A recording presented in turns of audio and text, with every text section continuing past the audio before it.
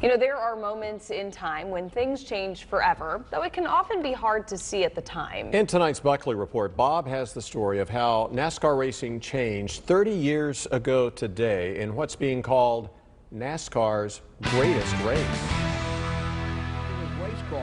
On November 15, 1992, Richard Petty's three daughters gave the command for the last time. Ready? Start your engine! It was the King's 1,184th race, and Kyle Petty seemed to have a sense of how his father's legacy had more horsepower than anything on the track that day. The guy that wins the race is going to get the least publicity. The guy that wins the championship is going to get the second least publicity, and Richard Petty's going to get all of it. But that year's Hooters 500 in Atlanta was so much more than the King's last run out. 30 years later, is this still NASCAR's greatest race? Absolutely. Everything came together at the right place and the right time. It was already Richard Petty's last race, so that was already going to be iconic.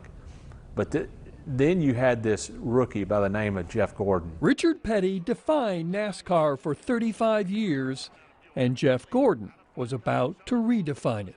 Richard Petty took NASCAR to Charlotte and Darlington and Bristol, and Jeff Gordon took NASCAR to New York City and Los Angeles. Is coming off of corner number 4. Fans may have been dreaming of one last conquest for the King. Petty's lap times dropped steadily from the mid-31-second range to somewhere in the 33s. But anyone watching with sober eyes could see the reality of it all.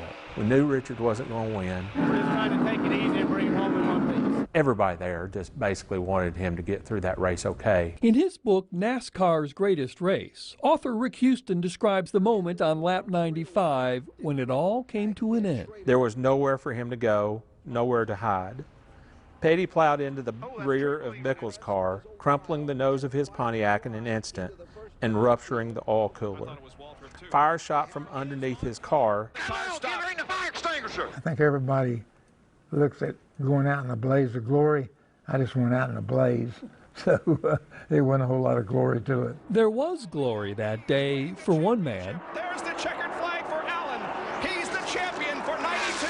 Alan Kulwicki was one of 6 drivers, including chief rivals Bill Elliott and Davey Allison, who came into the day with a mathematical chance to win the Winston Cup title. He led one more lap. He led one more lap than Bill to win the championship. An amazing feat for an independent driver whose victory speech Houston chronicles in his book. He closed the thought with a sentence that came to have an almost unspeakable irony during the following months, for not only himself, but Davey Allison as well.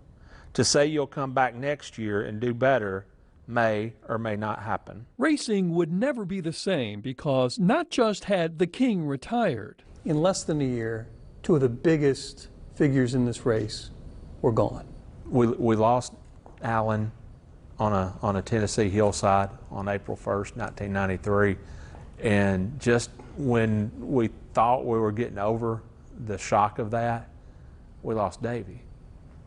Allison died in a helicopter crash at Talladega just 3.5 months after Kulwicki's plane crash. It's funny how things go along.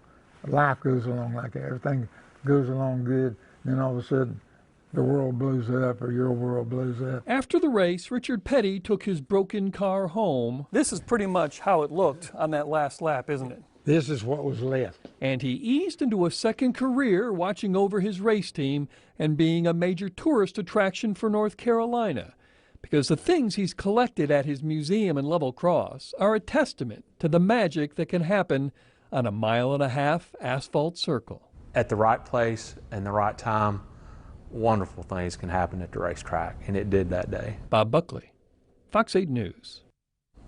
And if you've never been to the Petty Museum there in Level Cross, it is a must-see. Jeff Gordon won the first of his 4 Winston Cup titles in his 3rd full year in 1995 and was a major force in helping make NASCAR a national brand.